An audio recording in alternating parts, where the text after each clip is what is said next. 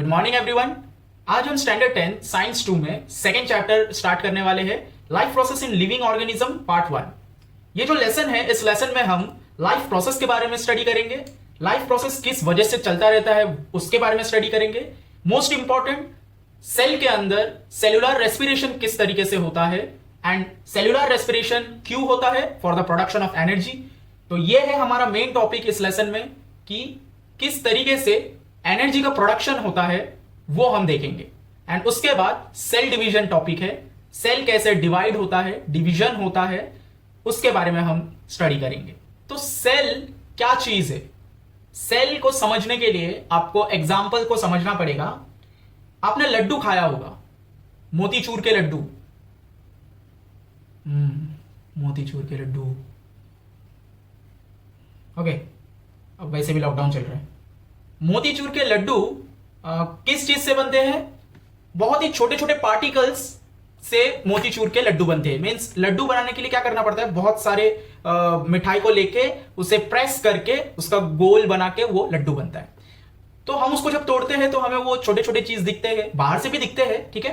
तो वो जो छोटे छोटे पीसेस है जो बहुत सारा मिला के एक लड्डू तैयार होता है, उसी तरह बहुत सारे सेल्स मिलके वैसे छोटे छोटे हमारा जो पूरा बॉडी बना है, जितने भी लिविंग ऑर्गेनिजम्स है, एनिमल्स, बैक्टीरिया, ये सब सेल से बने हुए हैं। तो हमारा जो बॉडी है, हमारे जो इंटरनल ऑर्गन्स है, वो सब सेल से बना हुआ है। बहुत सारे सेल मिलके क्या क्रिएट करते हैं, टिश्यू बनाते हैं, ठीक है। एंड बहुत सारे टिश्यू का फर्दर डेवलपमेंट होता है ऑर्गन में। तो जो मैंने आपको यहां पर अभी बताया वही मैंने यहां पर डायग्राम में बना के रखा है। ये सिंगल सेल है, सिंगल सेल से टिश्यूज बनते हैं बहुत सारे मिलके, then tissue cut for the development organ में होता है। यहां पर मैंने लीवर बना के रखा है, सारे ऑर्गन्स टिश्यू से ही बने हैं। अब ये जो प्रोसेस है ये किस किस में होता है, एनिमल्स में, बैक्टीरिया में, प्लांट्स में, ह्यूमंस में, एक्सेट्रा, ठीक है, लिविंग ऑर्गेनिजम्स में होता है। नाउ ये जो सेल है, सिंगल सेल, बॉडी में हर एक सेल, तो हमारा जो बॉडी है बहुत सारे मिलियंस एंड बिलियन सेल से बना हुआ है। तो हर एक cell, each cell in the body need to respire for continuous life process. तो मेन पर्पस क्या है सेल का, कि उसे रेस्पिरेशन का प्रोसेस जो है वो जारी रखना पड़ेगा हमेशा, ताकि वो कंटिन्यूअस लाइफ प्रोसेस चला सके। एंड ये रेस्पिरेशन प्रोसेस क्यों करना है, ताकि एनर्जी का प्रोडक्शन हो सके। तो रेस्पिरेशन का मीनिंग क्या है?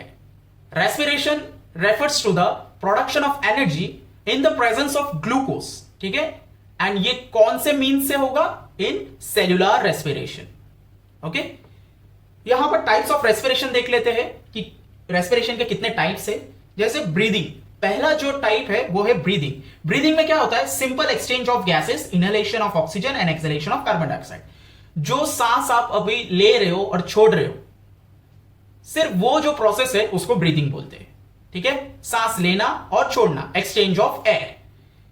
एक्सटर्नल रेस्पिरेशन, अब आपने जो सांस लिया अंदर, वो जो ऑक्सीजन लेके गया अंदर, वो ऑक्सीजन अब कहां जाएगा, ब्लड में जाएगा, ठीक है।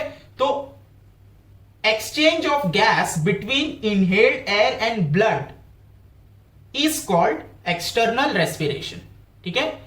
तो यहां पर ऑक्सीजन आएगा, ब्लड में मिक्स होगा, ब्लड से कार्बन डाइऑक्साइड जाएगा और आपके एक्सहेलेशन से निकल जाएगा, ठीक है। तो ये जो प्रोसेस है एयर टू ब्लड, इसको एक्सटर्नल रेस्पिरेशन बोलते हैं। इन दोनों में कंफ्यूज नहीं होना है। यहां पर सिर्फ सांस लेना और छोड़ना, गैसेस का एक्सचेंज होना, उसको ब्रीदिंग बोलते हैं। नाउ आपने जो गैस लिया उसका जो फर्दर प्रोसेस होता है, एक्सचेंज होता है ब्लड के साथ, तब एक्सटर्नल रेस्पिरेशन माना जाता है। इंटरनल रेस्पिरेशन क्या होता है, अब जो एयर आपके ब्लड में घुल चुका है, ठीक है, ये वाले स्टेप में, तो अब वो ब्लड सारे बॉडी सेल्स में क्या करेगा, ऑक्सीजन को लेके जाएगा। वो प्रोसेस को इंटरनल रेस्पिरेशन बोलते हैं। एंड वहीं सेल से सारा कार्बन डाइऑक्साइड लेके आएगा और एक्सहेलेशन से आप छोड़ देंगे, तो उसको इंटरनल रेस्पिरेशन बोलते हैं। नाउ नेक्स्ट वाला है सेल्यूलर रेस्पिरेशन। जो मेन इस चैप्टर का जो टॉपिक है वो है सेल्यूलर रेस्पिरेशन, जहां रेस्पिरेशन होता है सेल के अंदर। और सेल के अंदर रेस्पिरेशन कब होगा, इन द प्रेजेंस ऑफ ग्लूकोज, ठीक है। सेल के अंदर ऑक्सीजन रेस्पिरेशन के थ्रू पहुंचेगा, ठीक है, एंड ग्लूकोज डाइजेशन के थ्रू पहुंचेगा। इसके बाद हम कवर करेंगे डाइजेशन वाला टॉपिक। एनर्जी प्रोड्यूस करना है, तैयार करना है ताकि बॉडी को मिल सके। अब ये जो सेलुलर रेस्पिरेशन है ये दो टाइप का है, एक है एरोबिक रेस्पिरेशन, एक है एनारोबिक रेस्पिरेशन। हमने ये पढ़ा है कि एरोबिक रेस्पिरेशन कब होता है, इन the presence of oxygen, and anaerobic respiration कब होता है, in the absence of oxygen. But यहां पर आज हम थोड़ा सा डिटेल में पढ़ेंगे कि एरोबिक रेस्पिरेशन को हम प्रेजेंस ऑफ ऑक्सीजन ऐसा क्यों बोलते हैं, क्योंकि एरोबिक रेस्पिरेशन में हम जो ऑक्सीजन है वो फ्री मॉलिक्यूल ऑफ ऑक्सीजन हम यूज करते हैं। फ्री मॉलिक्यूल ऑफ ऑक्सीजन क्या होता है, ये जो खुला एनवायरमेंट है, इस खुले एनवायरमेंट से जो ऑक्सीजन हम लेते हैं अंदर, उसको हम फ्री मॉलिक्यूल ऑफ ऑक्सीजन बोलते हैं। ठीक है, इसी वजह से एरोबिक रेस्पिरेशन बोला गया है इन द प्रेजेंस ऑफ ऑक्सीजन, जहां पर हम एनवायरमेंट से डायरेक्टली ऑक्सीजन को लेके फिर उसको यूज करते हैं। एनारोबिक में क्या होता है, एनारोबिक में ये जो फ्री मॉलिक्यूल ऑफ ऑक्सीजन है ये यूज नहीं होता है एनवायरमेंट से डायरेक्टली। ठीक है, जबकि जो बॉडी के अंदर कंपाउंड प्रेजेंट होते हैं, ठीक है, वो कंपाउंड में मौजूद जो ऑक्सीजन होता है उसको यूज करते हैं। फॉर एग्जांपल सुक्रोज, फ्रुक्टोज जो गन्ने के जूस में होता है। सुक्रोज का जो इक्वेशन है वो है C12H22O11। O11 का मतलब वहां पर ऑक्सीजन है। देखिए, आपने गन्ने का जूस कंज्यूम किया, अब गन्ने के जूस में क्या था, सुक्रोज था। सुक्रोज का मतलब क्या है, शुगर। गन्ने के जूस में फ्रुक्टोज भी होता है। ठीक है, फ्रुक्टोज भी क्या है, एक टाइप का शुगर है। तो ये जाके आपके बॉडी में स्टोर हो जाता है। अब सुक्रोज का इक्वेशन क्या है, C12H22O11। मतलब सुक्रोज किस किस चीज से बना हुआ है, उसमें कार्बन है, हाइड्रोजन है और ऑक्सीजन है। तो जब बॉडी को एनवायरमेंट से ऑक्सीजन नहीं मिलेगा, तब बॉडी क्या करेगा, यहां पर रखा हुआ सुक्रोज से, कंपाउंड से वो अंदर का ऑक्सीजन यूज करेगा। ठीक है, तब उसको एनारोबिक रेस्पिरेशन बोलते हैं, क्योंकि ऑक्सीजन बाहर का नहीं यूज किया गया है। ऑक्सीजन जो चीज हमने कंज्यूम किया, उस कंज्यूम करने के बाद जो सुक्रोज हमारे बॉडी में गया है, उसके अंदर जो ऑक्सीजन है, जो फ्री मॉलिक्यूल नहीं है एनवायरमेंट से, उसको जब यूज करते हैं तब उसको एनारोबिक रेस्पिरेशन बोलते हैं। और क्योंकि हम free molecule of oxygen environment से यूज नहीं कर रहे हैं, इसीलिए इसको बोला जाता है कि in the absence of oxygen.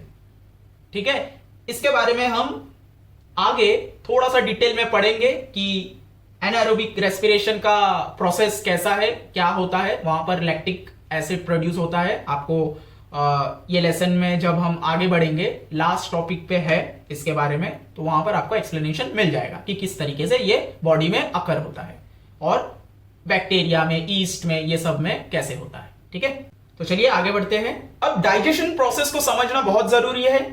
तो डाइजेशन प्रोसेस क्या है, it is the process of breaking down food into simpler molecules so that required amount of nutrients can be absorbed by the body with the help of blood. देखिए, digestion का मतलब क्या हुआ, आपने simple खाना खाया, वो आपके स्टमक में गया, फिर स्मॉल इंटेस्टाइन, लार्ज इंटेस्टाइन, ठीक है, वहां पर डाइजेशन प्रोसेस होता है। एंड डाइजेशन होने के बाद क्या होता है, डाइजेशन प्रोसेस क्यों होता है, क्योंकि आपने जो खाना खाया उसमें विटामिन्स, मिनरल्स, बहुत सारे टाइप्स के न्यूट्रिएंट्स उसमें प्रेजेंट होते हैं। अब वो चीज बॉडी के ब्लड में कैसे जाएगा, जब तक वो डाइजेस्ट नहीं होगा सिंपलर मॉलिक्यूल में, तब तक वो बॉडी में एब्जॉर्ब नहीं होगा। ठीक है, फॉर एग्जांपल अगर मैं दूं, गन्ना, शुगर केन जो है उसे हम चबा के भी खाते हैं एंड उसका जूस निकाल के भी खाते हैं। तो जब हम चबा के खाते हैं वो कॉम्प्लेक्स हो जाता है। कॉम्प्लेक्स मतलब हार्ड, मेहनत करना पड़ता है बहुत ज्यादा। बट उसका जब जूस निकाल के हम पी जाते हैं तो वो सिंपल हो जाता है।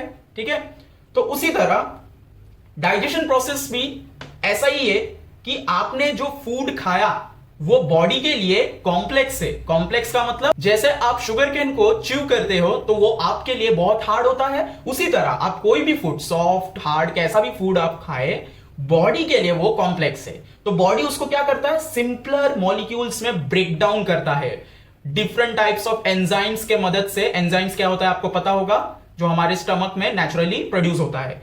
तो सिंपलर मॉलिक्यूल्स में उसको ब्रेक डाउन करता है। ब्रेक डाउन मतलब आपने कुछ खाया, उसको और ज्यादा टुकड़ा, मींस और ज्यादा उसको फाइन करता है।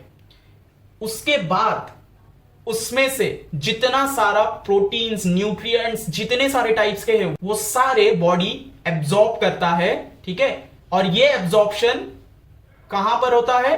ब्लड में होता है, ब्लड सेल्स में होता है, ठीक है। आपके इंटेस्टाइन से वो सारा एब्जॉर्प्शन जाता है ब्लड के पास, एंड ब्लड उसको फिर लेके जाता है different parts of the body में, ठीक है। अब जहां पर अगर ब्रेन को प्रोटीन चाहिए तो प्रोटीन वहां पर जाएगा, अगर आपके लीवर को शुगर, कार्बोहाइड्रेट्स चाहिए तो वहां पर थोड़ा शुगर चला जाएगा, कार्बोहाइड्रेट चला जाएगा, ठीक है। अब आपको समझ में आया डाइजेशन प्रोसेस क्या होता है। अब देखते हैं वेरियस टाइप्स ऑफ न्यूट्रिएंट्स हमें कहां से मिलता है। ये जो डाइजेशन प्रोसेस होगा वो कब होगा? जब हम कुछ कंज्यूम करेंगे, बराबर। तो हम क्या कंज्यूम करते हैं? फ्रूट्स, वेजिटेबल्स, राइस, पल्सेस, ठीक है। ये सब जो है ये हम कंज्यूम करते हैं, एंड इनमें से ही हमें जो न्यूट्रिएंट्स है अलग अलग वो हमें मिलता है। तो फर्स्ट क्या है? कार्बोहाइड्रेट्स। कार्बोहाइड्रेट्स क्या होता है? शुगर, जिसको हम ग्लूकोज भी बोलते हैं। तो sugar and glucose is same, and carbohydrates. तो कार्बोहाइड्रेट्स का मेन फंक्शन क्या है? It is an energy giving nutrients. Body जो एनर्जी बनाएगा उसके लिए जो सबसे पहला प्रायोरिटी है, सबसे इंपॉर्टेंट चीज है, वो है कार्बोहाइड्रेट्स। सेकेंड है अमीनो एसिड्स। अमीनो एसिड से हमें क्या मिलेगा? प्रोटीन्स। अब आपको पता है proteins are the building blocks of the body, हमने पहले ही पढ़ा है। It help in production of various enzymes and hormones. It also help in growth of bones, muscles and overall development of the body. इसका मतलब हुआ simple कि body के डेवलपमेंट के लिए, ठीक है, चाहे वो बोन्स हो गया, मसल्स हो गया, आपकी हाइट हो गई, ठीक है, ओवरऑल डेवलपमेंट के लिए सबसे इंपॉर्टेंट चीज क्या है? प्रोटीन। अगर प्रोटीन नहीं होगा तो आप मींस दुबले पतले रह जाओगे, आपकी हाइट नहीं बढ़ेगी, आप एकदम दुबले पतले रह जाओगे। तो वो चीज को ठीक कौन करता रहता है? प्रोटीन करता है। तो प्रोटीन को हम इसीलिए building blocks of the body बोलते हैं। थर्ड है फैटी एसिड्स। फैटी एसिड से हमें क्या मिलता है? Fats and lipids. नाउ देखिए, फैट्स का हमको ऐसा लगता है कि फैट्स हमारे बॉडी के लिए अच्छा नहीं है, but there are also good fats. तो फैट्स का काम क्या है? It helps in absorption of various vitamin. यहां मैं बताना भूल गया कि अमीनो एसिड्स वेरियस टाइप्स के एंजाइम्स एंड हॉर्मोन्स प्रोड्यूस करते हैं, ठीक है, जो हमारे बॉडी के लिए एसेंशियल है for particular type of process. तो फूड कंज्यूम करने के बाद जो अलग अलग टाइप्स के विटामिन होते हैं उसको बॉडी में एब्जॉर्ब करने के लिए, मींस यूज करने के लिए बॉडी में कौन हेल्प करता है? फैटी एसिड्स से जो फैट्स हमें मिलता है वो हेल्प करते हैं। Next, fatty acids also provide insulate to our body, means हमारे बॉडी को वो वार्म रखता है, ठीक है। तो आप अगर ऐसे देखोगे कि एक हेल्दी पर्सन और एक स्किनी पर्सन में, तो अगर कहीं पर अगर टेम्परेचर डाउन है, मींस ठंडी जगह है, तो जो स्किनी पर्सन है उसको बहुत ज्यादा ठंडी लगेगी, लेकिन जो हेल्दी पर्सन है उसको थोड़ा कम ठंडी लगेगा। क्यों? क्योंकि जो फैट्स उसमें ज्यादा होता है वो उसको इंसुलेट का काम करता है, उसको वार्म रखता है बॉडी को, ठीक है। And protect vital organs. ये सबके बॉडी में सेम होता है। जो हमारे वाइटल ऑर्गन्स है, लीवर, हार्ट, किडनी, ये सबको फैट्स प्रोटेक्ट करता है, ठीक है। मोस्ट इंपॉर्टेंट फंक्शन क्या है फैट्स का? कि वो स्टोर करता है एनर्जी को फॉर लेटर यूज के लिए। इसके बारे में भी हम आगे पढ़ेंगे, शॉर्ट में बता देता हूं। आप अगर एक्सेसिव अमाउंट में फैट्स कंज्यूम कर रहे हो तो आपका बॉडी क्या करता है? जितना बॉडी को यूज करना है उतना यूज करता है, बाकी का स्टोर करने लगता है आपके पेट में, आपके वेस्ट में, ठीक है, आपके ऑल ओवर बॉडी में, ठीक है।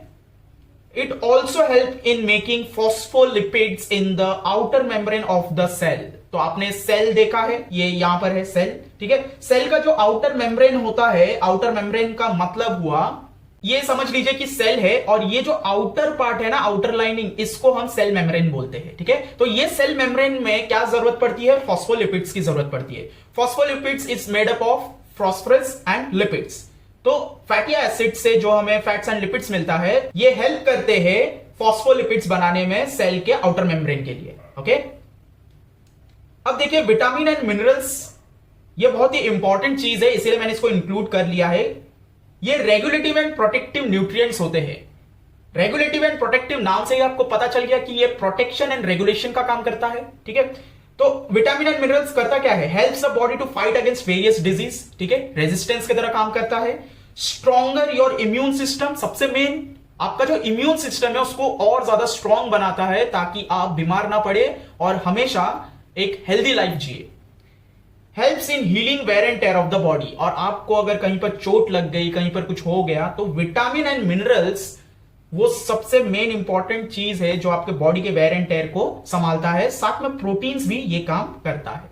नाउ विटामिन एंड मिनरल्स का अगर मैं आपको एकदम एक सिंपल एग्जांपल दूं, आप कभी भी बीमार पड़ते हो तो कमजोर हो जाते हो, फिर उसको क्योर करने के बाद डॉक्टर आपको प्रिस्क्राइब करता है क्या, विटामिन एंड मिनरल्स के टैबलेट्स। वो क्यों प्रिस्क्राइब करता है आपको ये टैबलेट्स? क्योंकि आप बीमार पड़ने से पहले जैसे नॉर्मल थे, नॉर्मल हेल्दी थे, आप सारे एक्टिविटीज कर सकते थे, ठीक है, तो बीमार होने के बाद आप कमजोर हो जाते हो, ठीक है, आप कोई भी नॉर्मल काम नहीं कर पाते हो, आप जल्दी थक जाते हो, तो वो चीज को जल्द से जल्द ठीक करने के लिए विटामिन एंड मिनरल्स की जरूरत पड़ती है, जिसका मतलब हुआ रेगुलेटिव एंड प्रोटेक्ट करता है हमारे बॉडी को। तो हमने अभी अभी जो पढ़ा उसको मैं आपको डायग्राम से एक बार समझा देता हूं। तो देखिए, फूड हमने खाया, डाइजेशन प्रोसेस हुआ फूड का, डाइजेशन प्रोसेस होने के बाद जो भी न्यूट्रिएंट्स है, carbohydrates, amino acids, proteins, fats, lipids, जो भी है वो सारा एब्जॉर्ब होता है कहां पर, ब्लड सेल्स में, ठीक है। यही ब्लड सेल्स कैरी ऑन करके कहां जाते हैं, वेरियस ऑर्गन्स में, ठीक है। ब्रेन हो गया आपका, लीवर हो गया, किडनी हो गया। ब्रेन, लीवर, किडनी बने किस चीज से है, टिश्यू से, एंड टिश्यू किस चीज से बना है, सेल से। तो जो न्यूट्रिएंट्स है वेरियस, ठीक है, कार्बोहाइड्रेट्स, प्रोटीन, फैट्स, लिपिड्स, वो धीरे धीरे ट्रांसपोर्ट होते होते कहां तक पहुंचता है, सेल तक पहुंचता है, ठीक है। इतना आपको समझ में आया कि सेल तक जाने का जो काम है, जो ये सारे न्यूट्रिएंट्स है, इनका डेस्टिनेशन क्या है, सेल तक पहुंचना है, कुछ भी करके। चलिए अब देखते हैं ब्रीदिंग एंड एक्सटर्नल रेस्पिरेशन। तो ये डायग्राम है, इसको हम फिल करते हैं पहले। तो देखिए, ये हमारा नोज है एंड नोज में बाहर से एक कैविटी होता है, ठीक है, उसको हम क्या बोलते हैं, उसको हम नॉस्ट्रिल्स ओपनिंग बोलते हैं, ठीक है। नॉस्ट्रिल्स मतलब नोज, एंड नोज का बाहर से जो ओपनिंग है, कैविटी है, उसको हम नॉस्ट्रिल्स ओपनिंग बोलते हैं। नाउ नोज के अंदर के तरफ ये जो कैविटी है, कैविटी मतलब खुला जगह, यहां से जो आप ऑक्सीजन लेते हो, जो ट्रैवल करता है, ये कैविटी को हम नोजल कैविटी बोलते हैं। नाउ ये नोजल कैविटी एंड आपके माउथ का ओपनिंग अंदर के तरफ से अटैच्ड है। आपको कभी ऐसा हुआ होगा कि आप पानी पी रहे हो, आपको खांसी आ गई, तो आप जब मुंह बंद करते हो तो पानी नाक से बाहर आता है। क्यों? क्योंकि ये जो माउथ का ओपनिंग है, ये नोजल कैविटी के साथ यहां पर अटैच्ड है, ठीक है, एक है। इसी वजह से आप कभी भी पानी पीते टाइम खांसते हो और अगर मुंह जबरदस्ती बंद करते हो तो आपके नाक से वो पानी बाहर आने लगता है। तो ये जो कनेक्टेड पार्ट है, जहां पर ये कनेक्ट होता है nozzle cavity and mouth opening के साथ, इसको हम फेरिंक्स बोलते हैं, ठीक है। और ये कौन सा पार्ट है, connected part with mouth opening. Okay, थोड़ा नीचे आएंगे तो आपको यहां पर मिलेगा लैरिंक्स। लैरिंक्स क्या है, लैरिंक्स वॉइस बॉक्स है। अभी जो मैं आपसे बात कर रहा हूं, ये जो वॉइस मेरे वोकल कॉर्ड से निकल रहा है, ये वही चीज है, वॉइस बॉक्स, जिसको हम लैरिंक्स बोलते हैं। नाउ ये जो आपको दिख रहा है जेब्रा क्रॉसिंग की तरह, ठीक है, ये है ट्रैकिया, ओके। अब ट्रैकिया आके लंग्स के अंदर ब्रांचेस में फैल गया है, तो ये जो ब्रांचेस है इसको हम बोलते हैं ब्रोंकाई। एंड ये जो ब्रोंकाई में आपको छोटे छोटे दिख रहे हैं, एयर बैग्स की तरह अटैच्ड है, ठीक है, इसको हम बोलते हैं एल्वियोली, ओके। ये जो छोटे छोटे एयर बैग्स की तरह दिख रहे हैं, इसको हम एल्वियोली बोलते हैं। नाउ इसी एल्वियोली को अगर आप जूम करोगे, ठीक है, जूम करोगे मींस उसको बड़ा करके देखोगे तो कुछ इस तरीके से दिखेगा, ठीक है। अब इस तरीके से जब आपको दिखेगा तो देखिए, इसमें आपको ब्लू कलर्स के जो दिख रहे हैं वो कैपिलरीज है। कैपिलरीज का मतलब हो गया, हम हिंदी में जो रेगुलरली में हम बोलते हैं नस, नस मींस जहां से ब्लड पास होता है, तो ये कैपिलरीज है। ये मैंने इसके ऊपर इसीलिए बना के रखा है कि बहुत सारे ऐसे कैपिलरीज होते हैं, कैपिलरीज बहुत ही पतले होते हैं, ठीक है। जो ये एल्वेओली के ऊपर अटैच्ड होते हैं। ये कैपिलरीज का काम क्या है? इसके अंदर से ऑक्सीजन को बॉडी के तरफ लेके जाना एंड बॉडी से कार्बन डाइऑक्साइड को इसके अंदर लेके आना। तो आगे जब हम करेंगे प्रोसेस में, डायग्राम में हम पूरा इसका एक्सप्लेनेशन देखेंगे। एंड जब आप इसको, ठीक है, ये एल्वेओली को आप बड़ा करके देख रहे हो, अब इस एल्वेओली को और बड़ा करोगे और जूम इन करोगे तो आपको ये जो ईच एक एक गोल गोल दिख रहा है, ये आपको कुछ इस तरीके से एक दिखेगा, ठीक है। और इसको हम बोलते हैं एल्वियोलस। एल्वियोलस के अंदर क्या होता है, आप जब ऑक्सीजन अंदर लेते हो, इसके अंदर आता है ऑक्सीजन एंड यहां से कार्बन डाइऑक्साइड बाहर जाता है। तो चलिए इसके बाद वाला जो प्रोसेस है वही है, हम उसको पूरा डिटेल में पढ़ते हैं। तो यहां आप देख सकते हैं ये है एल्वियोली जो हमने पीछे पढ़ा, एंड उसी को बड़ा करेंगे तो ये एल्वियोलस है, ठीक है। यहां पर होने क्या वाला है, इंटरनल रेस्पिरेशन। हमने इसके पहले जो पढ़ा वो क्या था, एक्सटर्नल रेस्पिरेशन। देखिए यहां पर क्या होगा, यहां पर सारा एयर आप लेंगे तो वो एल्वियोली के अंदर आएगा एंड एल्वियोली से कार्बन डाइऑक्साइड बाहर जाएगा, ठीक है। तो एक्सटर्नल रेस्पिरेशन हुआ ही है।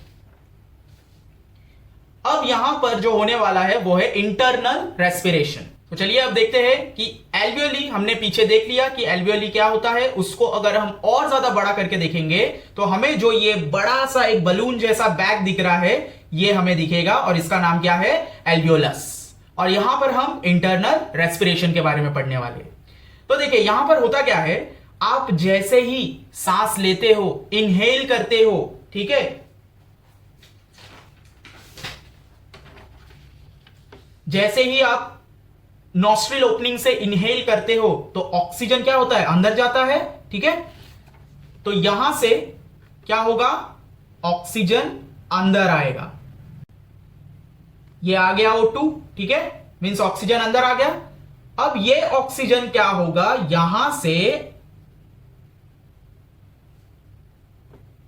बहने वाले जो ब्लड सेल्स है उसमें वो मिक्स हो जाएंगे। नाउ ये है क्या, ये कैपिलरीज है, ठीक है। मैंने आपको बताया था डायग्राम में, ये देखिए ये जो ब्लू कलर इसके है, ठीक है, ये कैपिलरीज है। तो ये वही एक कैपिलरी है जो इसके साथ अटैच्ड है, ठीक है। इस कैपिलरीज से क्या हो रहा है, जो ब्लड सेल्स है, ठीक है, ब्लड सेल्स है वो मूव हो रहा है, ठीक है, फ्लो हो रहा है।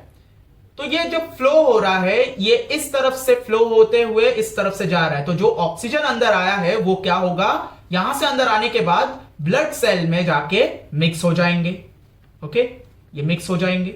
ये O2 कैरी कर रहे हैं, ठीक है, ऑक्सीजन कैरी कर रहे हैं अभी। तो ये ऑक्सीजन कैरी करते हुए आगे बढ़ेंगे और ये कहां जाएंगे, ये जाएंगे आपके हार्ट में, ठीक है, ये आपके हार्ट में जाएगा एंड हार्ट क्या करेगा, ऑक्सीजनेटेड ब्लड को, ठीक है, याद रखिए ऑक्सीजनेटेड ब्लड, यहां से जो फ्लो होते हुए जा रहा है ये ऑक्सीजनेटेड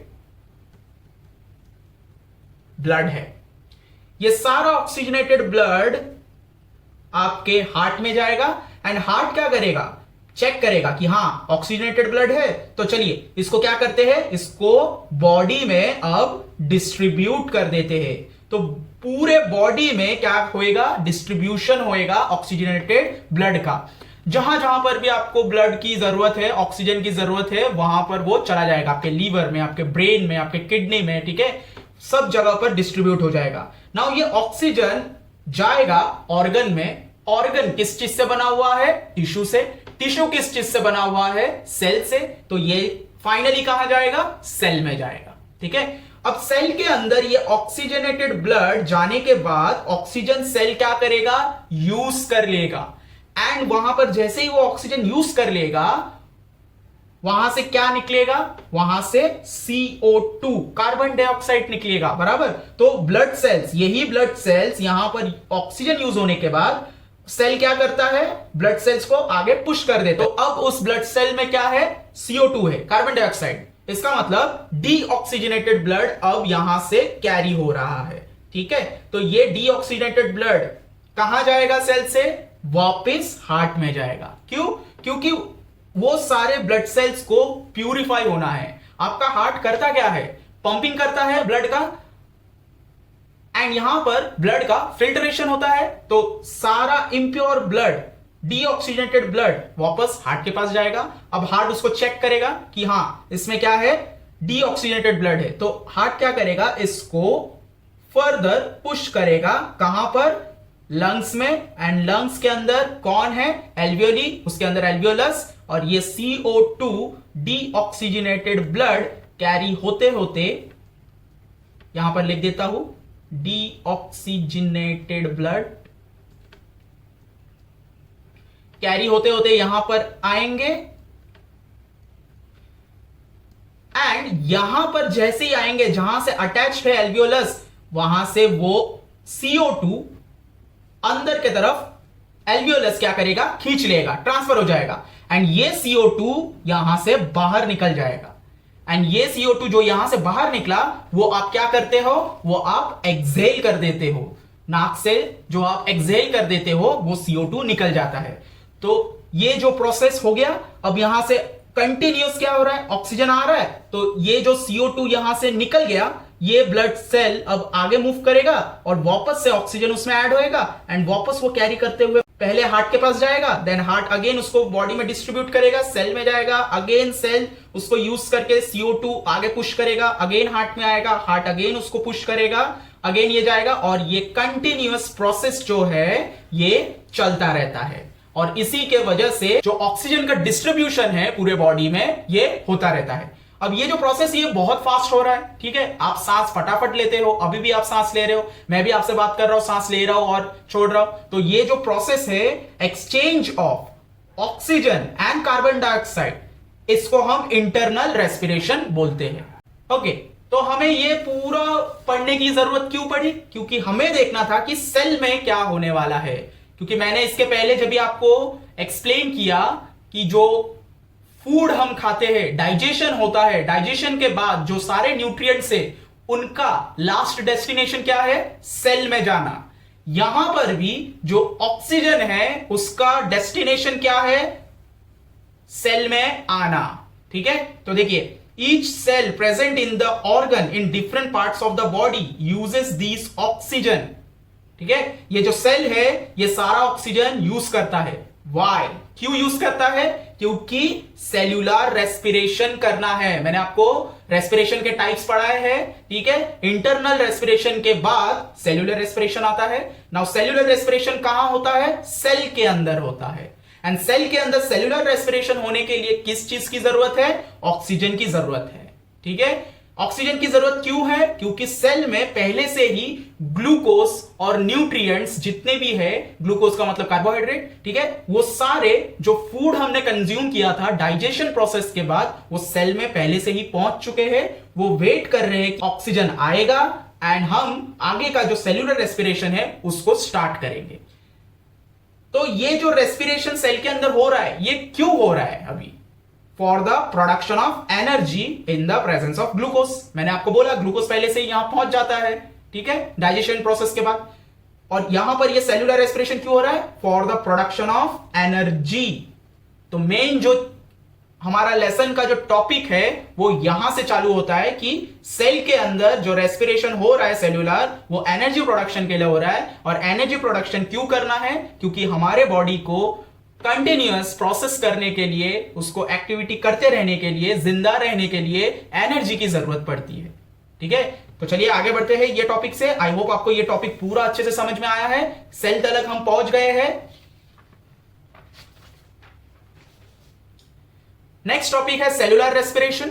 ओके, तो मैं एक बार एकदम ब्रीफ में आपको बता देता हूं कि हमने जब अभी जो पढ़ा हमने कि ऑक्सीजन हमने इनहेल किया, वो लंग्स में गया, लंग्स से वो ब्लड सेल्स में गया, ठीक है, एल्वियोलियस के अंदर से, ब्लड सेल से वो जाता है हार्ट में, एंड हार्ट से वो जाता है सारे डिफरेंट ऑर्गन्स में। मैंने यहां पर सिर्फ लिवर बना के रखा है।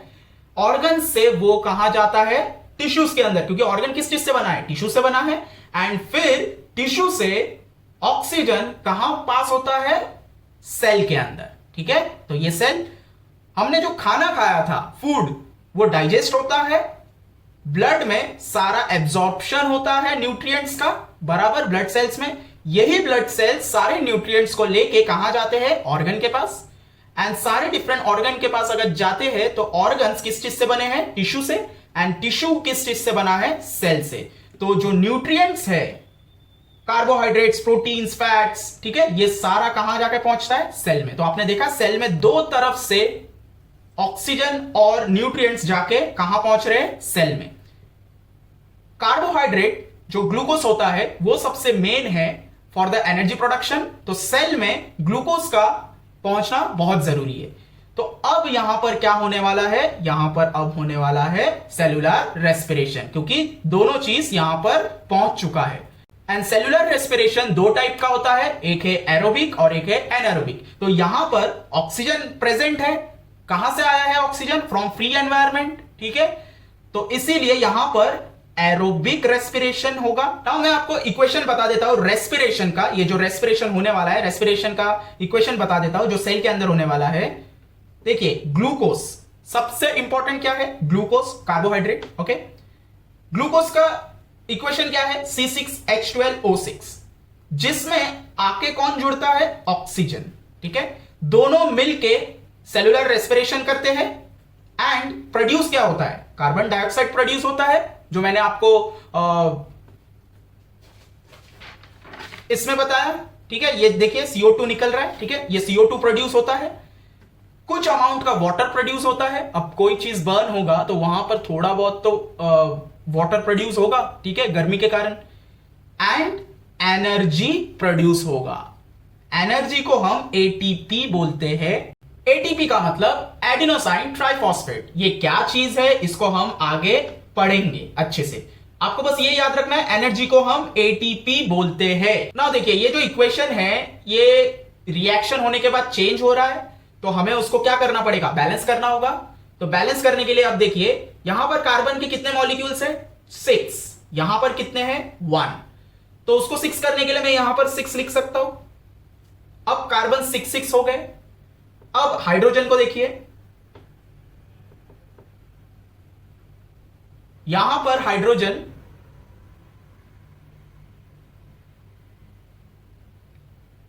लेफ्ट हैंड साइड में हाइड्रोजन 12 है एंड यहां पर 2 है। अब 12 का 2 तो हो नहीं सकता, लेकिन 2 का 12 हो सकता है। अगर मैं यहां पर 6 कर दूं तो 12 हो जाएगा ना।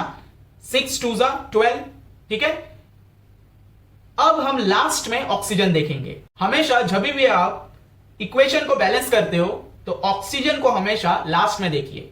ये हम केमिस्ट्री में पढ़ेंगे, जब हम केमिस्ट्री स्टडी करेंगे तब हम इसको डिटेल में पढ़ेंगे और इसके क्या ट्रिक्स है, अच्छे से कैसे करना है, कैसे बैलेंस होता है फटाफट, वो सब हम देखेंगे। अब यहां देखिए ऑक्सीजन बचा हुआ है, तो ऑक्सीजन लेफ्ट साइड में यहां पर कितना है? 6 + 2 कितना है? 8, ठीक है। एंड यहां पर कितना है? 2 दिख रहा है आपको, लेकिन यहां पर हमने 6 ऐड किया है, तो ये 6 अगर कार्बन के लिए है तो ऑक्सीजन के लिए भी यूज होगा। तो 6 2 जा कितना होता है? 12। एंड यहां पर ऑक्सीजन कितना है? 1, लेकिन 6 हमने अगेन ऐड किया है, तो 6 अगर हाइड्रोजन के लिए है तो 6 ऑक्सीजन के लिए भी यूज होगा। तो 6 1 जा 6। अगर मैं दोनों को प्लस करूं तो कितना होता है? 18। अब यहां पर 18 है, यहां पर 8 है। 18 का 8 हो नहीं सकता, लेकिन 8 का 18 होता है कि नहीं देखते। तो अगर हम यहां पर ऑक्सीजन जहां पर 2 है वहां पर अगर हम 6 कर दे तो 6 2 जा कितना होगा? 6 2 जा होगा 12। एंड यहां पर कितना है? यहां पर सिर्फ 6 है, तो ये वाला 6, तो प्लस करेंगे तो कितना होगा? 18। ये जो 8 था ये तो सिंगल, हमने जब सिंगल सिंगल उसको काउंट किया था, 6 + 2 8 था। इसको अब नहीं देखना है। 6 2 जा 12 एंड 6 यहां पर है 6, तो 6 + 2 6 + 12 18, ठीक है। तो अब यहां पर भी 18 हो गया, यहां पर भी 18 हो गया। कार्बन भी यहां 6 है, यहां 6 है। हाइड्रोजन यहां 12 है, यहां भी 12 है। हो गया बैलेंस, ठीक है। चलिए आगे बढ़ते हैं। अब हम यहां पर पढ़ेंगे सेलुलर रेस्पिरेशन को इन डिटेल में। ये आपको जो दिख रहा है ये है सेल। सेल के अंदर ये क्या है? न्यूक्लियस। एंड ये है माइटोकॉन्ड्रिया। माइटोकॉन्ड्रिया क्या होता है? Power house of the cell. क्यों होता है वो हम पढ़ेंगे, देखेंगे।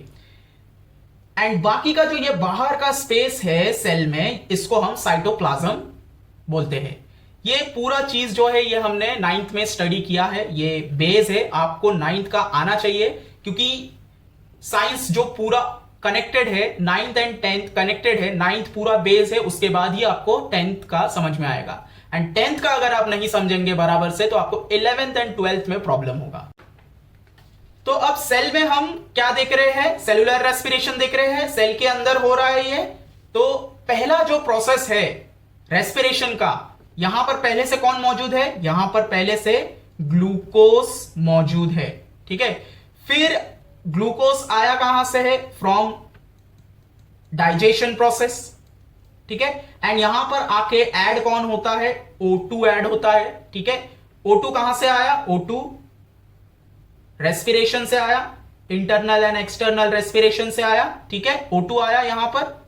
अब ग्लूकोज एंड ऑक्सीजन मिलेंगे और यहां पर बहुत कंट्रोल मैनर में बर्निंग होगा। अब देखिए पहला प्रोसेस है ग्लाइकोलिसिस। ये दोनों मिलके जब रिएक्शन करते हैं तो पहला जो रिएक्शन है वो होता है ग्लाइकोलिसिस। ये दोनों मिलके ग्लाइकोलिसिस का प्रोसेस शुरू करते हैं। तो ग्लूकोज एक मॉलिक्यूल, यहां पर हम ग्लूकोज बात कर रहे हैं, तो ग्लूकोज का कितना मॉलिक्यूल, सिर्फ एक मॉलिक्यूल, ओके। अब ग्लूकोज का ये पूरा प्रोसेस होता है। अब मैं ये प्रोसेस आपको एक एग्जांपल से आपको बताना चाहूंगा। जब भी हम कोई भी भाजी बनाते हैं, सपोज हम लौकी का भाजी बना रहे, लौकी कैसा चीज है, हार्ड चीज है, ठीक है। उसको जैसे ही हम कुकिंग करने लगेंगे तो उसको कढ़ाई में डालेंगे तो उसमें से क्या निकलेगा, थोड़ा वाटर निकलेगा, हीट के वजह से रिएक्शन हो रहा है, हीट के वजह से ना उसमें मसाला डाल दिए तो क्या होगा, वाटर को मसाला क्या करेगा, एब्जॉर्ब कर लेगा, अगेन रिएक्शन हुआ इसका मतलब, ओके। देन जैसे ही वो मसाला सारा वाटर को एब्जॉर्ब करेगा तो वो जलने लगेगा। अब जलने लगेगा तो उसको प्रिवेंट करना है क्योंकि खाना जलना नहीं चाहिए। तो मम्मी क्या करती है, टमाटर डाल देती है, क्योंकि टमाटर में क्या होता है, वाटर होता है। अब टमाटर अंदर गया तो, लेकिन टमाटर को थोड़ा टाइम लग रहा है अपने वाटर को छोड़ने के लिए, तो अगेन मम्मी क्या करती है, थोड़ा उसमें सॉल्ट डाल देती है। अब सॉल्ट जैसे ही डाला, रिएक्शन हुआ और वहां पर टमाटर फटाफट पिघल गया और वहां पर जो जल रहा था मसाला वो कंट्रोल हो गया। यहां पर भी ग्लूकोज जब ऑक्सीजन के साथ मिलकर ग्लाइकोलिसिस का प्रोसेस करता है तो बहुत सारा रिएक्शन होता है वहां पर। जैसे मैंने आपको अभी अभी भाजी का रिएक्शन बताया, बहुत सारा रिएक्शन बताया ना मैंने उसमें, और एंड में जाके एक भाजी तैयार होता है। तो यहां पर जो बहुत सारा रिएक्शन होता है वो हमें 10th स्टैंडर्ड में डिटेल में नहीं पढ़ना है। आपको सिर्फ ये ध्यान रखना है, आपका कंसर्न क्या है ये पूरे चीज को पढ़ने के बाद, कि कितना सारा एनर्जी प्रोड्यूस हो रहा है, कितना सारा एटीपी प्रोड्यूस हो रहा है, ठीक है। कौन से प्रोसेस से कितना एटीपी प्रोड्यूस हो रहा है, हमें सिर्फ ये देखना है। आपको इन डिटेल इसका कोई भी प्रोसेस नहीं पढ़ना है। तो समझिए ग्लूकोज प्रोसेस में 2 एडीपी, एडिनोसाइन डाइफॉस्फेट से 2 एटीपी बनता है। आपको मैंने बताया एनर्जी पे ध्यान देना है, तो यहां पर सिर्फ इसको ध्यान देना है। 2 एटीपी बनता है, एडिनोसाइन ट्राइफॉस्फेट, ठीक है। एंड इस तरफ NAD से 2 NADH2 बनता है। मींस NAD क्या है, निकोटिनामाइड एडिनाइन डाइन्यूक्लियोटाइड। तो इसमें क्या होता है, हाइड्रोजन ऐड होता है और वो NADH2 बन जाता है, ठीक है। ये NADH2 और FADH2 क्या है, ये एंजाइम्स है। ये दोनों क्या है, एंजाइम्स है जो सेल के अंदर अपने आप बनते हैं। एंड ATP क्या है, ATP एनर्जी है, इसको हम एनर्जी करेंसी भी बोलते हैं, ठीक है। तो हमें इसमें सिर्फ ये तीनों को देखते हुए जाना है। तो हमें देखिए 2 ATP मिला, यहां पर 2 NADH2 मिला है, तो इसको भी हम कंसीडर करेंगे। एंड थोड़ा वाटर भी बनता है, उसको हमें नहीं देखना है। तो यहां पर ग्लूकोज और ऑक्सीजन मिलके जो ग्लाइकोलिसिस प्रोसेस में पूरा ये प्रोसेस होने के बाद जो 2 पायरुविक एसिड बना है, इस 2 पायरुविक एसिड बनने में 2 ATP निकल के आता है एंड 2 NADH2 निकल के आता है, ठीक है। अब ये 2 पायरुविक एसिड फर्दर प्रोसेस होता है, 2 एसिटाइल CoA बनता है। एंड पायरुविक से एसिटाइल CoA बनने में हमें क्या मिलता है, 2 NADH2 मिलता है। मैंने आपको ये 3 चीज को कंसीडर करने के लिए बोला है, तो यहां पर बाकी के चीजों को नहीं देखना है आपको। नाउ ये जो ग्लाइकोलिसिस प्रोसेस है ये कहां पर अकर हो रहा था, ये साइटोप्लाज्म, देखिए मैंने यहां पर लिख के रखा है occurs in the cytoplasm of the cell, cell के बाहरी हिस्से में, ठीक है, साइटोप्लाज्म में ये ग्लाइकोलिसिस प्रोसेस होता है। देन ग्लाइकोलिसिस प्रोसेस के बाद ये 2 पायरुविक एसिड बना, देन 2 एसिटाइल कोएंजाइम बना, यहां तक पहुंचते पहुंचते हमारे पास 2 ATP 2 NADH2 2 NADH2 आ चुका है। नाउ एसिटाइल से वो क्रेब्स साइकिल में ट्रांसफर होता है। नाउ ये क्रेब्स साइकिल कहां पर होने वाला है सेल में, Krebs cycle occurs in the matrix of the mitochondria. ये है माइटोकॉन्ड्रिया, मैंने यहां पर बड़ा करके बनाया है। ये जो आप देख रहे हैं ब्लू कलर का स्पेस, ये है मैट्रिक्स, माइटोकॉन्ड्रिया का मैट्रिक्स है, और यहां पर क्रेब्स साइकिल होता है। क्रेब्स साइकिल का पूरा प्रोसेस वहां पर होता है। मैं आपको एक बात बता दूं, क्रेब्स साइकिल जो है ये बहुत बड़ा एक प्रोसेस है, इसमें बहुत सारे रिएक्शंस होते हैं। 12th में सिर्फ इसका क्रेब्स साइकिल का एक अलग से रेस्पिरेशन चैप्टर है जिसमें 12 to 13 आवर्स का एक्सप्लेनेशन है सिर्फ इसके ऊपर। तो आप समझ सकते हो ये कितना बड़ा प्रोसेस है, ठीक है। इसमें बहुत सारे, हर एक स्टेप में, यहां यहां यहां हर एक स्टेप में एक एक रिएक्शन होता है और हर रिएक्शन में से कुछ ना कुछ बन के निकलता है, ठीक है। लेकिन हमारा कंसर्न क्या है, मैंने आपको बताया 10th स्टैंडर्ड में हमको सिर्फ देखना है कि ये रिएक्शन में से हमें कितना एटीपी या एनर्जी हमें मिल रहा है, ठीक है। कितना एटीपी, कितना NADH2, कितना FADH2 मिल रहा है, ये हमें सिर्फ देखना है। तो क्रेब्स साइकिल में हमें 6 NADH2 ओके एंड 2 FADH2 मिलता है। नाउ FADH2 क्या है, फ्लेविन एडेनाइन डाइन्यूक्लियोटाइड, ओके। मैंने बता दिया है पहले ही, ये दोनों क्या है, एंजाइम्स है जो सेल के अंदर अपने आप बनते हैं।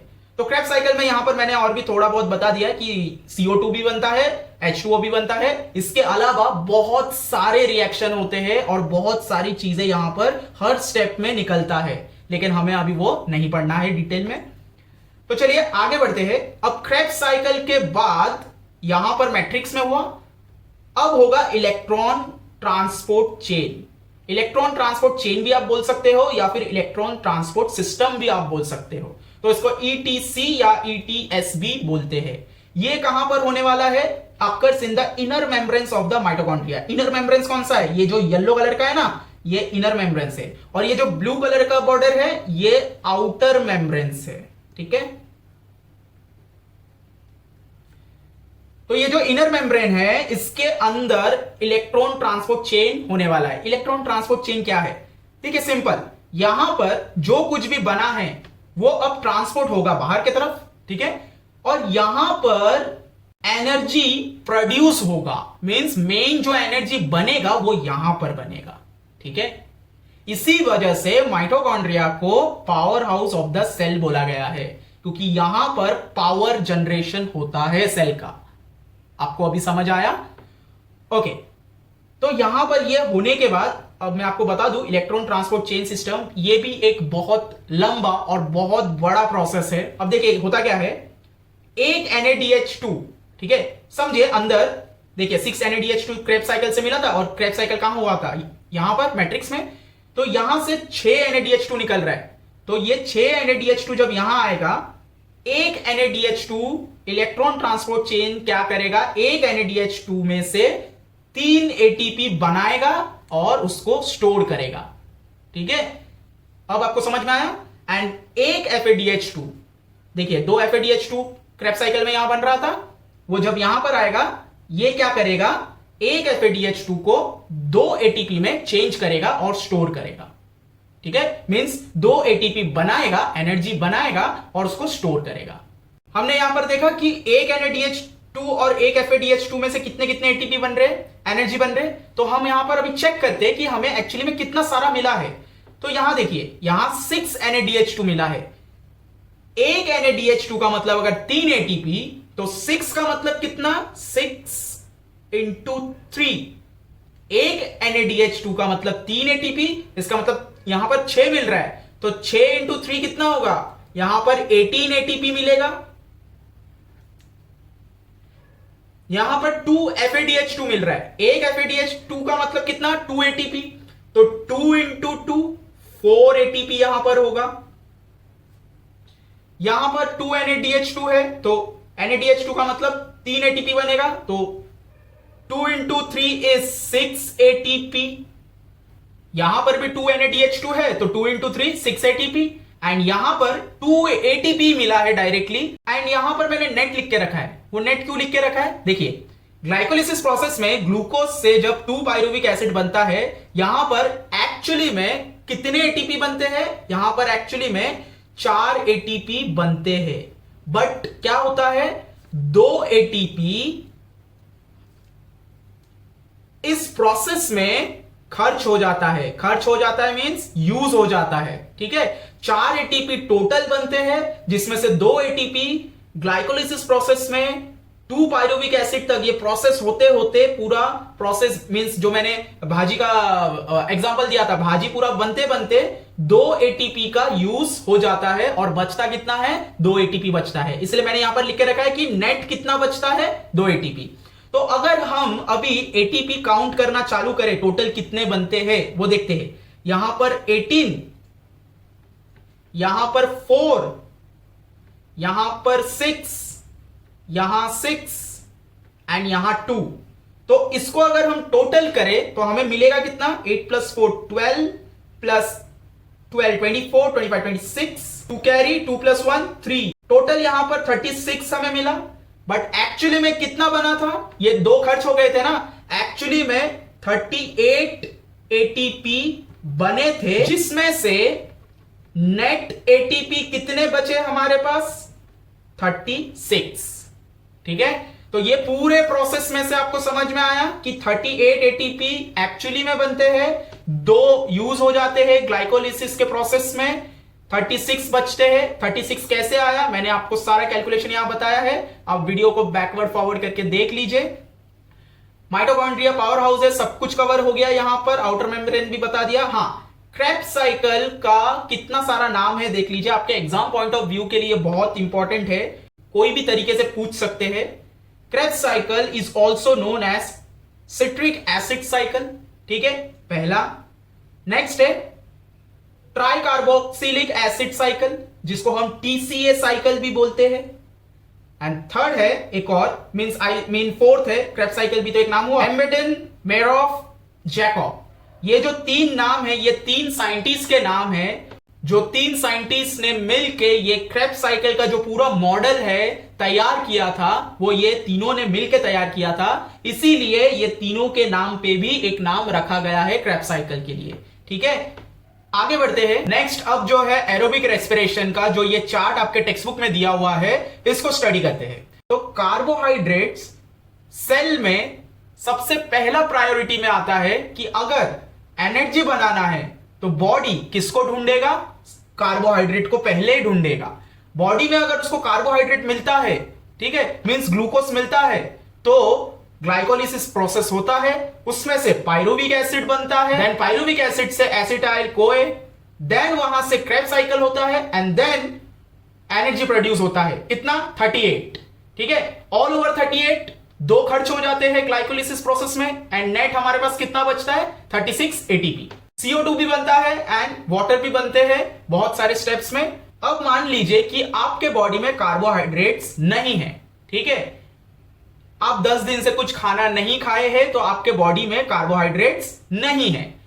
तो बॉडी यहां पर एनर्जी बनाना रोकेगा नहीं। बॉडी का काम क्या है कि वो कंटिन्यूअसली अपना काम करे जाएगा। तो अगर बॉडी को कार्बोहाइड्रेट्स नहीं मिला तो बॉडी सेकेंड चीज क्या ढूंढेगा, second priority, fats and lipids. Fats and lipids को बॉडी सर्च करेगा, अगर उसको मिल गया तो उसको फैटी एसिड्स में कन्वर्ट करता है, एंड फैटी एसिड से वो सीधा एसिटाइल कोए बनता है, and then again Krebs cycle, then energy create होता है, ठीक है। अब समझ लीजिए आपके बॉडी में कार्बोहाइड्रेट्स और फैट्स दोनों ही नहीं है, तब बॉडी क्या ढूंढेगा, प्रोटीन ढूंढेगा कि बॉडी में प्रोटीन कहां है, ढूंढो।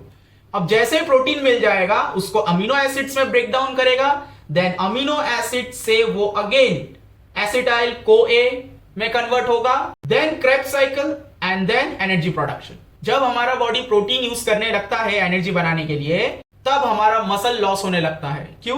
क्योंकि proteins are the building blocks of the body. ठीक है, अब प्रोटीन्स को ही अगर बॉडी यूज करके एनर्जी बनाने लगेगा तो आप तो दुबले पतले होने लगोगे कि नहीं। अब देखिए, जिस तरीके से मैंने आपको बताया कि कार्बोहाइड्रेट्स बॉडी में अगर नहीं होगा तो फैट्स को बॉडी ढूंढता है।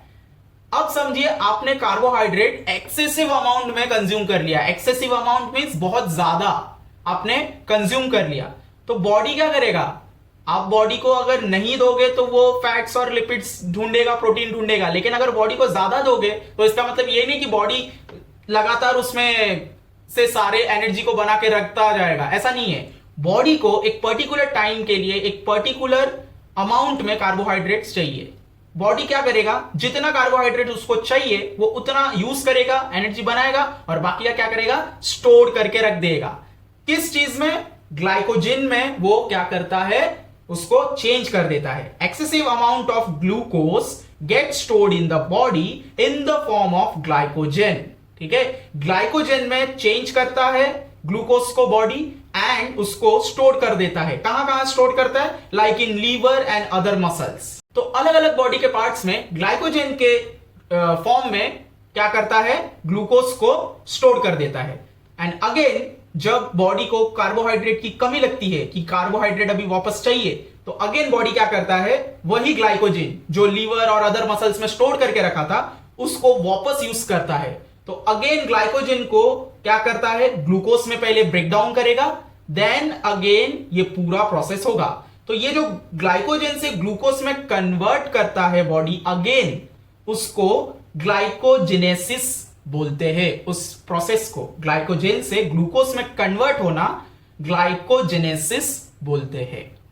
Next, gluconeogenesis. ग्लूकोनियोजेनेसिस क्या है?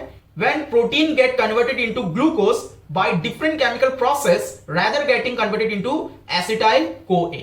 मैंने आपको यहां बताया कि प्रोटीन पहले अमीनो एसिड्स में ब्रेक डाउन होता है, देन एसिटाइल CoA बनता है। लेकिन प्रोटीन का एक और तरीका है। क्या है वो? प्रोटीन ग्लूकोज में भी कन्वर्ट हो सकता है। ग्लूकोज में कन्वर्ट होने के लिए उसको डिफरेंट केमिकल प्रोसेस से गुजरना पड़ता है, देन वो प्रोटीन ग्लूकोज में कन्वर्ट होता है, देन अगेन ये वाला प्रोसेस चलता है क्या करने के लिए?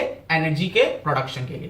तो प्रोटीन जब ग्लूकोज में कन्वर्ट होता है उस प्रोसेस को क्या बोलते हैं? ग्लूकोनियोजेनेसिस। याद रखिए, ग्लूकोनियोजेनेसिस। ठीक है। Next, fat adipose tissue.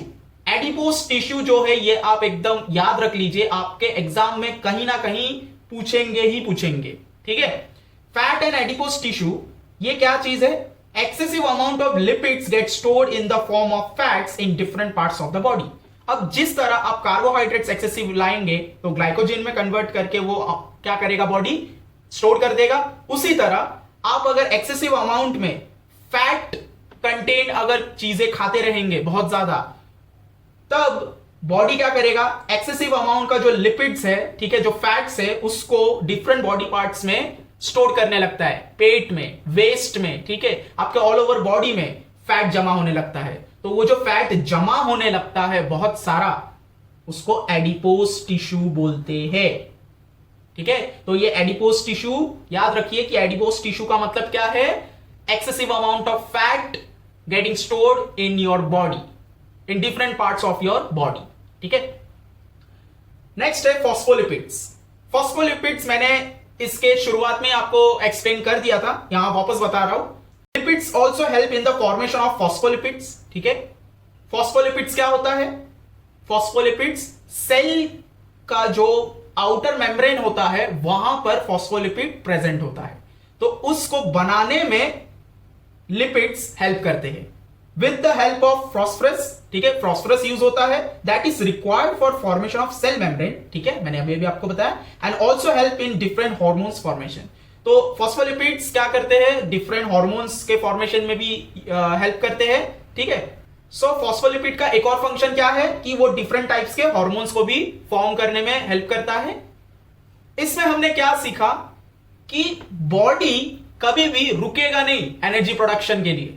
Body को अगर कार्बोहाइड्रेट नहीं मिला तो वो फैट्स की तरफ मूव होएगा, फैट्स नहीं मिला तो प्रोटीन्स की तरफ मूव होएगा। ठीक है, अगर तीनों नहीं मिला तो आप जिंदा क्यों है? अगर तीनों नहीं है तो मतलब वो डेड बॉडी है, उसमें ये कोई भी चीज नहीं है, ठीक है। तो ऐसा नहीं होता है कि तीनों नहीं होता है, ठीक है।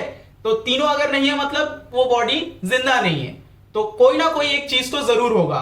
प्रोटीन्स एंड तक होता है, क्योंकि आपके बॉडी में मसल्स एंड तक होता है। आप एकदम कमजोर हो के फिर आप मरते हो, तो प्रोटीन्स जो है वो एंड तक होता है। तो ऐसा हो नहीं सकता कि तीनों चीज गायब हो जाए आपके बॉडी से, ऐसा नहीं होगा। तो बॉडी यहां पर कभी रुकती नहीं है एनर्जी के प्रोडक्शन के लिए, और ये पूरा एरोबिक रेस्पिरेशन हो रहा है। एरोबिक रेस्पिरेशन में कितने एटीपी बनते हैं एनर्जी के, याद रखिए, एरोबिक रेस्पिरेशन में 38 एटीपी बनते हैं टोटल, एंड नेट कितने बनते हैं 36 एटीपी, ठीक है। अब देखते हैं एनएरोबिक रेस्पिरेशन के तरफ। एनएरोबिक रेस्पिरेशन में भी ग्लूकोज से चालू होता है प्रोसेस, पायरुविक एसिड बनता है, ठीक है। एंड एरोबिक रेस्पिरेशन में क्या होता है, पायरुविक एसिड के बाद वो एसिटाइल CoA बनता है, फिर क्रेब्स साइकिल के तरफ जाता है। बट यहां पर पायरुविक के बाद सीधा वो फर्मेंटेशन होता है। इसका मतलब माइटोकॉन्ड्रिया के अंदर ये प्रोसेस नहीं जाता है, एसिटाइल CoA नहीं बनता है, माइटोकॉन्ड्रिया के मैट्रिक्स में क्रेब्स साइकिल का प्रोसेस नहीं होता है, ठीक है, इलेक्ट्रॉन ट्रांसपोर्ट सिस्टम नहीं होता है, बल्कि पायरुविक के बाद सीधा फर्मेंटेशन होता है। नाउ ये फर्मेंटेशन एक अलग तरीके का प्रोसेस है, ठीक है, एक अलग तरीके का रेस्पिरेशन है, और ये किस में होता है, ईस्ट में होता है, वेरियस माइक्रोब्स एंड बैक्टीरियाज में होता है, ठीक है, हमारे मसल्स में होता है, हमारे आरबीसी रेड ब्लड सेल्स के अंदर होता है। वहां जो आपके टेक्स्ट बुक में इरेथ्रोसाइट्स लिखा हुआ है उसका मतलब आरबीसी होता है। अब देखिए, ईस्ट में जब फर्मेंटेशन होता है ईस्ट के सेल्स में, तो एल्कोहल प्रोड्यूस होता है, एंड जब माइक्रोब्स एंड बैक्टीरियाज में ये फर्मेंटेशन होता है तब विनेगर बनता है। एंड आरबीसी और मसल्स में जब ये फर्मेंटेशन का प्रोसेस होगा, एनएरोबिक रेस्पिरेशन प्रोसेस होगा, तब लैक्टिक एसिड का प्रोडक्शन होगा। अब मैं आपको लैक्टिक एसिड का प्रोडक्शन का एग्जांपल देता हूं। हम जब बहुत ही इंटेंस वर्कआउट करते हैं या भागते हैं कंटिन्यूअसली, तो हमारा जो ब्रीदिंग का स्पीड है वो फटाफट होता है, ठीक है, और सुफिशिएंट अमाउंट का ऑक्सीजन हमारे बॉडी के अंदर नहीं पहुंच पाता है, ठीक है। हम फटाफट सांस लेते हैं तो सांस कैसा होता है, छोटा होता है ना, तो बहुत सारा जो सुफिशिएंट अमाउंट का ऑक्सीजन हमारे बॉडी को चाहिए होता है पूरे बॉडी में उसको डिस्ट्रीब्यूट करने के लिए, वो नहीं हो पाता है। तो इस वजह से जब आप रनिंग करते हो, ठीक है, तो जो लोअर पार्ट है हमारा जिसमें लेग्स आते हैं, वहां तक ऑक्सीजन को पहुंचने के लिए टाइम लगता है, तो वहां पर ऑक्सीजन की डेफिशिएंसी हो जाती है। अब वहां पर डेफिशिएंसी हो गया मतलब रेस्पिरेशन थोड़ी रुकने वाला है सेल में। सेल क्या करेगा, तभी एरोबिक रेस्पिरेशन के जगह एनएरोबिक रेस्पिरेशन चालू कर देगा। एंड एनएरोबिक रेस्पिरेशन जब चालू करेगा तो सेल्स में मौजूद कंपाउंड से वो क्या करेगा, ऑक्सीजन यूज करना चालू करेगा, ठीक है। बाहर का ऑक्सीजन नहीं यूज कर पाएगा, तो अंदर ही जो मसल्स में ऑक्सीजन स्टोर्ड रहता है उसमें से ऑक्सीजन यूज करना चालू करेगा। उसको एनएरोबिक रेस्पिरेशन बोलते हैं, ठीक है, जिसको हम in the absence of oxygen में जो हमने पढ़ा है, जो हमें मालूम है, वो होता है वहां पर। लेकिन एक्चुअली वहां पर क्या ऑक्सीजन नहीं है, नहीं, ऐसा नहीं है, ऑक्सीजन होता है। मैंने आपको एक्सप्लेन किया ना कि सुक्रोज के अंदर, आप गन्ने का अगर जूस पीते हो तो उसमें सुक्रोज होता है, सो सुक्रोज आपके सेल्स में स्टोर्ड रहता है। अब सुक्रोज का जो इक्वेशन है वो मैंने आपको बताया था, C12H22O11, तो उसमें O11 है ना, तो वो ऑक्सीजन है, तो वहां से क्या करेगा, मसल ऑक्सीजन यूज करना चालू करेगा। अब वहीं पर लैक्टिक एसिड प्रोड्यूस होगा, और जैसे ही लैक्टिक एसिड प्रोड्यूस होगा,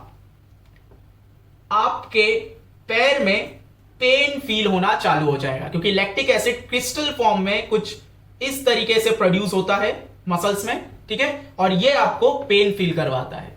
अब आप रनिंग कर रहे थे, अब आप जैसे ही रुक जाएंगे, थोड़ा रिलैक्स हो जाएंगे, थोड़ा आपका जो ऑक्सीजन का इनटेक है इनहेलेशन में वो आपका बढ़ेगा, और जैसे ही बढ़ेगा ऑक्सीजन अंदर जाएगा, तो वहां पर वापस से आपका मसल्स रिलैक्स होने लगेगा, ठीक है। तो ये प्रोसेस था कि लैक्टिक एसिड आरबीसी और मसल्स में किस तरीके से प्रोड्यूस होता है जब एरोबिक रेस्पिरेशन नहीं हो पाता।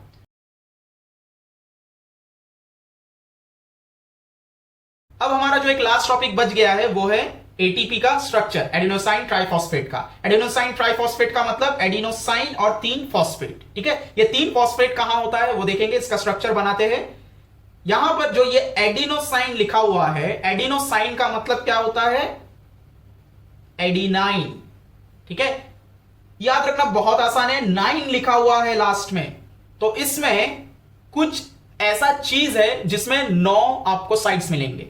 तो अगर मैं बोलूं तो ये है हेक्सागोन,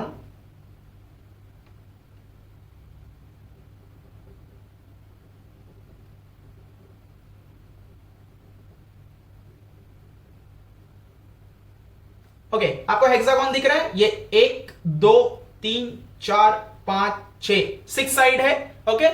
बट यहां पर मैंने कितना आपको पढ़ने के लिए बोला, 9 है लिखा हुआ, तो यहां पर एक और हेक्सागोन के साथ क्या बनेगा, पेंटागोन। देखिए 1 2 3 4 और ये वाला 5, पेंटागन के लिए 5 साइड, ठीक है।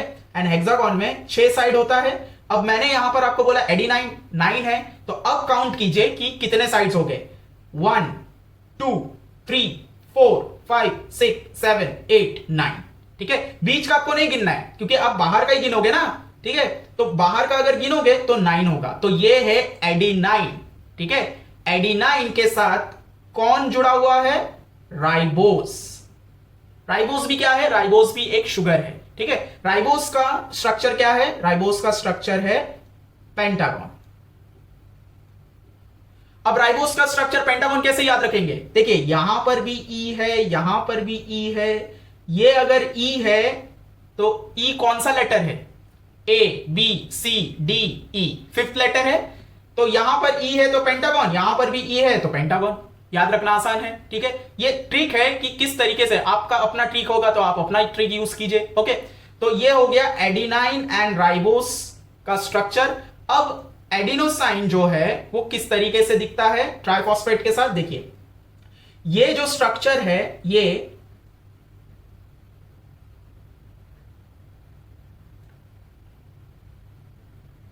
ठीक है, ये बना, ये क्या है, ये है एडिनाइन। एंड इसके साथ अटैचमेंट में कौन रहता है, इसके साथ अटैचमेंट में राइबोस रहता है, ठीक है, राइबोस रहता है। तो ये हो गया हमारा पूरा क्या, एडिनोसाइन, ये पूरा हो गया एडिनोसाइन। अब इसमें 3 फॉस्फेट जुड़ा हुआ है, 3 फॉस्फेट, ट्राइफॉस्फेट। तो ट्राइफॉस्फेट यहां से जुड़ा हुआ रहेगा, ये 1 फॉस्फेट, 2 फॉस्फेट, 3 फॉस्फेट। ये जो 3rd फॉस्फेट है यहां पर बहुत हाई अमाउंट का क्या होता है, एनर्जी होता है, हाई एनर्जी होता है। ऑलमोस्ट 12 किलो कैलोरीज का एनर्जी होता है। मतलब हमारे बॉडी को कभी भी एनर्जी की कमी होगी, स्टारवेशन, इसका मतलब आपने अगर 10 दिन कुछ नहीं खाया है तो बॉडी क्या करेगा, यहां से एक फॉस्फेट यहां से ब्रेक करेगा, और जैसे ही ब्रेक करेगा एनर्जी रिलीज होगा और आपके बॉडी में वो जाएगा, ठीक है। एनर्जी जैसे ही रिलीज होगा आपको एनर्जी फील होगा, बराबर। बॉडी को चलाने के लिए यहां से एनर्जी रिलीज होता रहेगा जब तक यहां पर एनर्जी रहेगा, और जैसे यहां से ब्रेक होगा अब बॉडी का वापस से काम क्या है, यहां पर एनर्जी स्टोर करना। अब मैंने आपको बताया एनर्जी कैसे स्टोर होता है, माइटोकॉन्ड्रिया के अंदर, मैट्रिक्स के अंदर, ठीक है। मैट्रिक्स के अंदर के बाद उसके outer membranes, sorry inner membranes के अंदर इलेक्ट्रॉन ट्रांसफर चेन, ठीक है, वहां से ये क्या होता है, अगेन स्टोर होता है। अब आपके टेक्स्ट बुक में कुछ इस तरीके से दिया हुआ है कि बैटरी जैसा है, ओके। ये पूरा फिल है, ये फिल क्यों है, ये पूरा भरा हुआ है। भरा हुआ क्यों है, क्योंकि ये है एटीपी, एडिनोसाइन ट्राइफॉस्फेट। ये पूरा एडिनोसाइन ट्राइफॉस्फेट पूरा चार्ज्ड है, ठीक है। आपका मोबाइल पूरा चार्ज्ड है, ठीक है। अब क्या होगा, आपका मोबाइल का चार्ज खत्म हो जाएगा, क्यों, क्योंकि आप यूज कर रहे हो, ठीक है। आपके बॉडी में एनर्जी खत्म हो जाएगा, क्यों, क्योंकि आपने 10 दिन कुछ नहीं खाया है। तब क्या होगा, एनर्जी रिलीज होगा, यहां से ब्रेक होगा और एनर्जी रिलीज होगा। तो एनर्जी रिलीज होना मतलब एक फॉस्फेट निकल जाएगा, ठीक है, ब्रेक होके। तो जैसे ही एक फॉस्फेट निकल जाएगा तब जो आपका ये कम हो जाएगा, ठीक है। तो इसका नाम क्या होगा, यहां पर एनर्जी कम हो गया तो इसका नाम होगा एडीपी, एडिनोसाइन डाइफॉस्फेट। डाइफॉस्फेट का मतलब एक फॉस्फेट निकल गया तो दो फॉस्फेट बचे, तो दो फॉस्फेट का मतलब डाइफॉस्फेट, ठीक है। तो ये पूरा प्रोसेस आपको समझ में आया। एटीपी का स्ट्रक्चर कैसे होता है, एटीपी क्या होता है, एनर्जी होता है, वो दिखता कैसे है, वो इस तरीके का कुछ दिखता है जिसमें एडिनाइन जॉइंट है राइबोस के साथ। एडिनाइन क्या होता है, ग्यूएनाइन क्या होता है, ठीक है, ये सब हमने 9th में पढ़ा है, 9th बेस है, आपको वो आना चाहिए, ठीक है। तो यहां पर ट्राइफॉस्फेट भी क्या होता है देख लिया। थर्ड वाला फॉस्फेट सबसे ज्यादा एनर्जी कैरी करता है, अराउंड 12 किलो कैलोरी। ब्रेक होता है तो दो बच जाते हैं जिसको हम एडीपी बोलते हैं, एडिनोसाइन डाइफॉस्फेट बोलते हैं, ठीक है। तो आई होप आपको ये जो टॉपिक है पूरा यहां तक अच्छे से समझ में आया है। इसके बाद जो टॉपिक है वो है सेल डिवीजन, उसको हम कवर करेंगे। आई होप आपने बेल आइकन को प्रेस कर लिया होगा ताकि मैं जब सेल डिवीजन का वीडियो लाऊं तो आपको नोटिफिकेशन मिल जाए। तो चलिए नेक्स्ट वीडियो में मिलते हैं सेल डिवीजन के। तब तक के लिए keep learning, keep sharing. Thank you so much.